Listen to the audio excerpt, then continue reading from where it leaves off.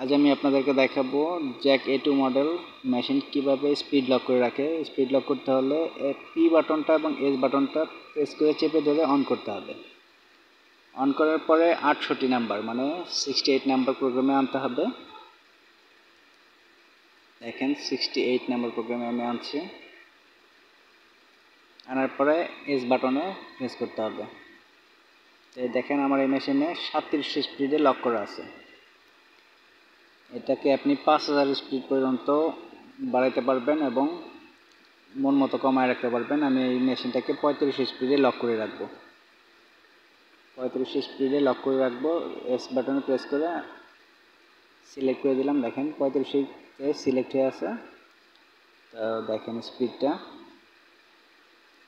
এই মেশিনকে এখন আপনি যত স্পিডই দেন, আপনি এইখান থেকে যদি দেখেন 5000 স্পিড উঠান, 5000 স্পিড উঠবে ঠিকই।